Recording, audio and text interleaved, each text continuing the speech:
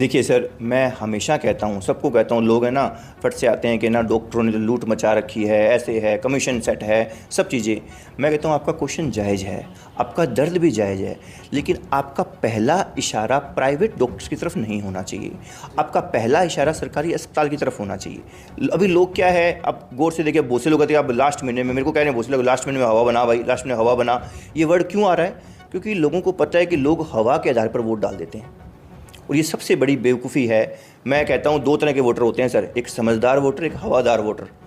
हवादार वोटर हमें नहीं बनना, हमें समझदार वोटर बनना है। नमस्कार, मैं हूं मनमोहित और आप देख रहे हैं प्रेस वार्ता एक नज़र की एक खास रिपोर्ट। 1 अक्टूबर को हरियाणा में विधानसभा चुनाव होंगे और 4 तारीख को परिणाम आएगा। फिलहाल मैं सिरसा में हूं और मेरे साथ सीए दरवेश स्वामी हैं, जो बहुत चर्चा में हैं और लोगों के बीच लगातार जा रहे हैं और इस विधानसभा चुनाव के उम्मीदवार भी हैं। बातचीत करेंगे। सर, क्या कुछ कहना चाहेंगे? सबसे बड़ा सवाल, पहला सवाल जो कि ऑडियंस जानना चाहेगी, इस चुनावी क्षेत्र में आप आए क्यों हैं? सबसे पहले तो सर आपका बहुत बहुत धन्यवाद सर मनमोहित जी कि आपने अपने चैनल पे मुझे अपनी बात रखने का मौका दिया। और सर, आए क्यों का सीधा सा जवाब है, मैंने पहले भी कई बार बताया है कि मेरा कर्म धर्म का हिसाब कहता नहीं है कि मुझे इस इलेक्शन में आना चाहिए, क्योंकि बीइंग ए सीए मुझे अपना सीए वाला काम करना चाहिए। हर एक के ऊपर रूल लागू होता है। आप रिपोर्टर हो, आप रिपोर्टिंग का काम करें, पटवारी पटवारी का काम करे, चपरासी चपरासी का काम करे, माली मालीगिरी का काम करे। जो जिसका काम है वो अपना काम करे, पुलिस वाला पुलिस वाले का काम करे, और जो पॉलिटिशियन हैं वो अपनी पॉलिटिक्स का काम करे। लेकिन होता क्या है, कुछ धड़े ऐसे हैं जिसमें पॉलिटिक्स भी एक चीज़ है कि जो अपना काम बेटर तरीके से नहीं कर पा रही, और नहीं कर पा रही उसका नुकसान हमें हो रहा है।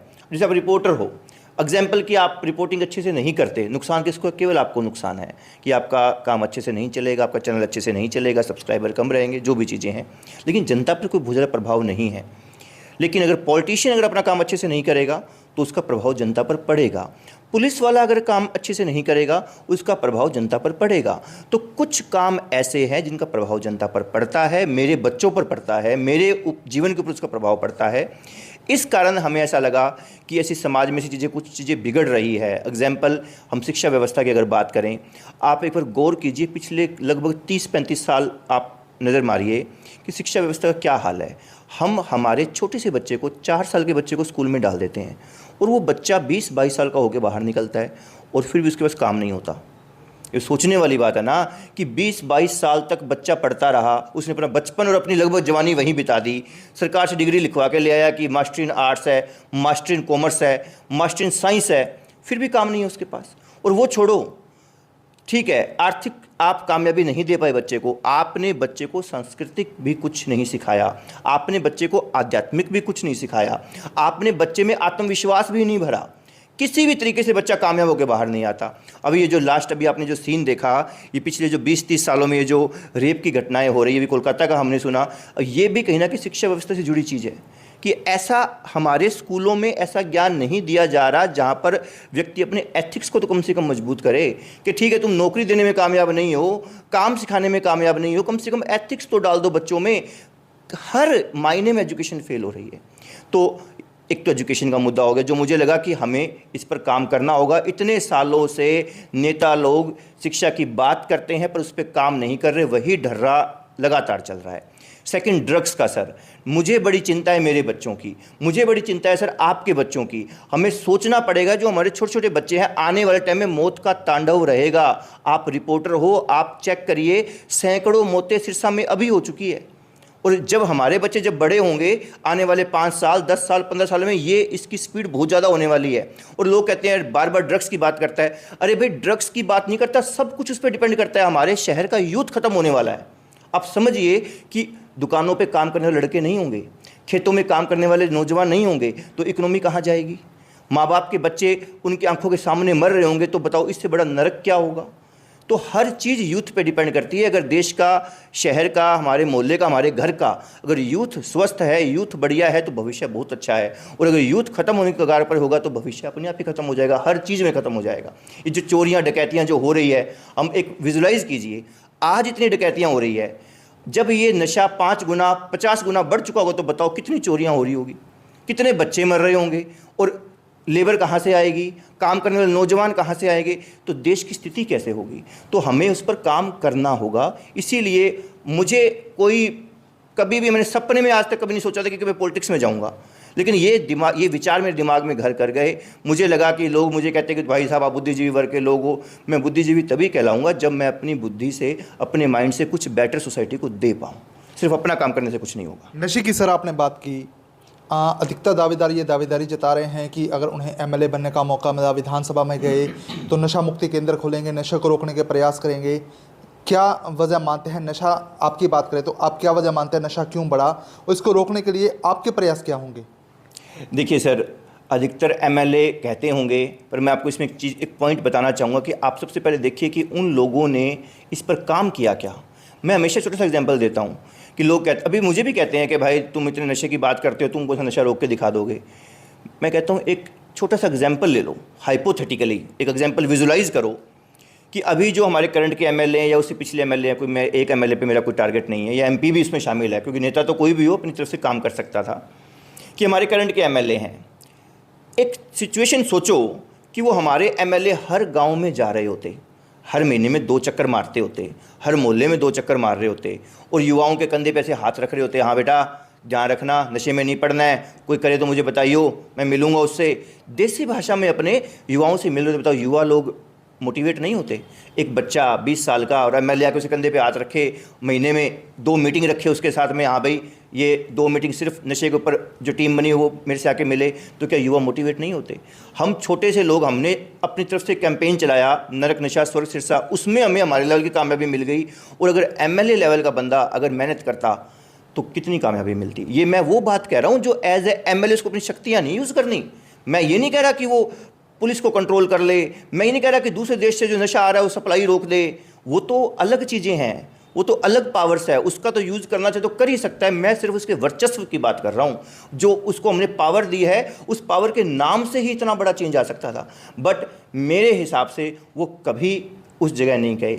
अब लोग फट से बोल जाते हैं कि एमएलए तो कहाँ से करेंगे, एमएलए का तो खुद का हिस्सा होता है, खुद बेचने वाले होते हैं। पर मेरा पर्सनली मानना है कि मुझे नहीं लगता कि हमारे शहर का एमएलए ड्रग्स बेचता होगा। फ्रैंकली बोलूँ, मैं इतनी झूठे आरोपों पे विश्वास नहीं करता।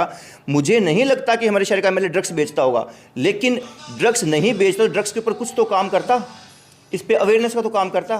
तो बट वो उसका उनकी मंशा नहीं है, उनका ध्यान ही नहीं है इस चीज़ के ऊपर। ये प्रॉब्लम है जी। सबसे बड़ी बात सर, हेल्थ सिस्टम की बात करें, कमज़ोर है हेल्थ सिस्टम।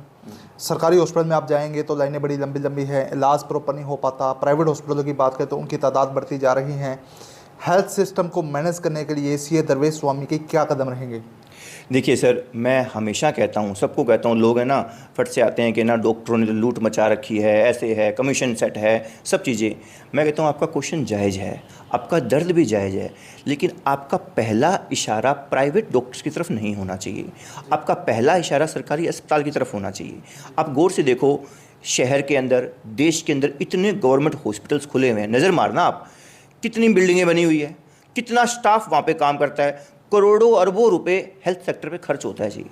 और हमारे बच्चे वहाँ जाके या हम वहाँ जाके इलाज नहीं करवा पाते। जिसकी जेब में पैसा है ना जी, वो वहाँ कभी नहीं जाएगा। हाँ, जिसकी मजबूरी है, मजबूरी में भले ही चला जाए। तो आपको सबसे पहले अपना जो करंट स्ट्रक्चर है उसे मजबूत करना पड़ेगा। आप प्राइवेट वालों पे कंट्रोल करने की कोशिश, आयुष्मान कार्ड का बड़ा रोला मचा, आपको पता है, बड़ा शोर मचा कि भी प्राइवेट हॉस्पिटल वाले पैसा खा गए। अरे भाई, तुम खुद सोचो, अगर आपको जनता का भला करना है तो आपके पास सरकारी तंत्र था, आप अपने सरकारी तंत्र को मजबूत करो। आपने उसको तो कर दिया साइड कि इसको तो हमने ठीक करना नहीं, सरकारी अस्पतालों को छोड़ दो, प्राइवेट वालों के यहाँ जाके इलाज कराओ। तो वो तो भाई बनिए लोग हैं। बनिए का मतलब वो लोग तो बिजनेस के लिए खोला है ना। अगर कोई डॉक्टर लाखों रुपए खर्च करके डॉक्टर बन गया, अब उसने अपना करोड़ों रुपए लगा के अपना हॉस्पिटल बनाया है, तो वो तो अपने पैसे कमाएगा। तुम उसकी साइकोलॉजी बदलने में लगे हो कि तू क्यों कमा रहा है। अरे भाई, जो तुम्हारे टैक्स के पैसे से जो पैसा खर्च हो रहा है सरकारी अस्पताल में, वहाँ पहले क्वेश्चन करो। ठीक है, उनके भी एथिक्स की कभी बात कर लेंगे, लेकिन पहला इशारा आपका सरकारी तंत्र पर होना चाहिए। तो हमारा मुख्य लक्ष्य यही रहेगा कि जो सरकारी तंत्र, सिर्फ हॉस्पिटल नहीं, चाहे सरकारी हॉस्पिटल हो, चाहे सरकारी स्कूल हो, चाहे जो भी सरकार के अंदर जितने संस्थान आते हैं, उस तंत्र को मजबूत किया जाए, उनको मोटिवेट किया जाए, उसमें जो कमियों को दूर किया जाए और फिर उसका पहले यूज़ किया जाए। बिकॉज हमारा बहुत बड़ा पैसा उस पर खर्च हो रहा है, सिर्फ इस कारण। सरकार ने सर सुविधाएं बहुत सारी दे दी, लेकिन जब उसका यूज़ कोई लेना चाहे, उसको एक्सेप्टेबल कोई करना चाहे तो सीएससी सेंटरों पे जाना पड़ता है, कई बार ई-दिशा के अंदर जाना पड़ता है, लंबी लंबी लाइनें हैं, टोकन मिलते हैं। कई बार कोई व्यक्ति ऐसा होता है जो अपनी दिहाड़ी खर्च करके, दिहाड़ी को डिनाई करके पहुंचता है, फिर वहाँ लंबी लाइनें होती है और अंत में जाकर पता चलता है भाई साहब ये कागज़ नहीं है, वो कागज़ नहीं है। तो मैं आपका अपडेट पढ़ रहा था तो उसके अंदर लिखा था कि आप आम जन तक सरकारी सुविधाएं उसके घर तक पहुंचाने का प्रयास करेंगे। कैसे सब कुछ मैनेज करेंगे? सर बड़ा इजी है। देखो एक बात हूँ, नियत हो तो बड़ा इजी है, कोई बड़ी बात नहीं है। अगर मैं ये सोचता हूँ कि हर पर्सन अगर उसको कुछ दिक्कत है तो उसके घर पे उसको सुविधा मिलनी चाहिए, तो ये ऐसा नहीं कि मैंने कोई बहुत बड़ी चीज़ सोच ली। नॉर्मल है, हर चीज़ ऑनलाइन है, आपके पास स्टाफ भी है, बस आपको अपना मैकेनिज्म चेंज करना है। जैसे दिल्ली में हुआ भी है। दिल्ली में जो दिल्ली की सरकार है, बेसिक सुविधाएं, देखो कोई भी सरकार हो, चाहे आम आदमी पार्टी चाहे कांग्रेस हो, मुझे लगता है कि कुछ अगर बढ़िया है तो उसको सीख लेना चाहिए। तो उन्होंने डोर स्टेप पे बहुत सी सर्विसेज दी हैं। तो ये जो फैमिली आईडी, आधार कार्ड, पैन आधार कार्ड लिंक ना होना, ये सब चीज़ें देखो सरकार स्टार्ट करती है। आधार कार्ड सरकार ने बनाया, फैमिली आईडी सरकार ने बनाई, पैन कार्ड सरकार कहती है हाँ भी आपके पास होना जरूरी है, या अन्य जो कागज़ भी हैं, लाइसेंस है, जो भी चीज़ें हैं सरकार की तरफ से कागज़ बनते हैं, कागज़ बनाने की परमिशन दी जाती है, और वो काम ढंग से नहीं हो पाता, जनता दुखी होती है। एक चीज़ और समझनी पड़ेगी ना सर, मैंने खुद ने केस देखा, चतरगढ़ पट्टी में हम गए। चतरगढ़ पट्टी के अंदर लोग क्या कह रहे हैं कि जी साड़ी फैमिली आईडी इनकम ज़्यादा शो होगी जी, ठीक नहीं हो जाती, असी 4 चक्कर लाते। वो लोग बेचारे ज़्यादा पढ़े लिखे भी नहीं हैं। अब पढ़ा लिखा ज़्यादा व्यक्ति है नहीं, वो जाता है लाइन में लगता है, आपकी वाली बात 3 घंटे लाइन में लगा रहा, फिर उसका नंबर आया तो कहिए तू ताई ये कागज़ तो लेके नहीं आई, कल लेके आई हो, ताई दोबारा जाएगी। वो बेचारे दिहाड़ी वाले लोग अगर उनके 2 दिन उसमें चले जाएंगे तो टाइम वेस्टेज है ना, आपको सोचना पड़ेगा। अच्छा जो अमीर है उसको फ़र्क नहीं पड़ता, अमीर का कागज़ वैसे सही हो जाएगा, पढ़ा लिखा अपने आप खुद मत्था मार लेगा, वरना स्टाफ है उसके स्टाफ को भेज देगा, उससे फील नहीं होता। गरीबों के साथ बहुत बड़ी दिक्कत हो रही है। तो हमारा ये मुख्य लक्ष्य है कि जो बेसिक सुविधाएँ हैं, जो सरकारी सुविधाएँ हैं, वो एट डोर स्टेप मिलनी चाहिए। बिकॉज उनमें खजल होना, उसमें दुखी होना लोगों की गलती नहीं है, वो आपकी गलती है, आपके सिस्टम की गलती है। तो जनता को भुगतना बहुत गलत चीज़ है। तो 1 महीने का सर अब चुनाव रह गया, लगभग प्रचार भी 1 महीने का रह गया है। 31 वार्ड 31 गांव, सीए दरबार स्वामी की बात करें तो कहां तक रीच कर चुका है और आगे पूरी प्लानिंग क्या है? सर हमारी आवाज़ लगभग हर जगह पहुंची है, और जो गांव हैं, गांव में अभी हमारे जो अगला 1 महीने का जो समय है, हम हर गांव में पहुंचेंगे, हर वार्ड में पहुंचेंगे। काफ़ी जगह हम जा चुके हैं ऑलरेडी।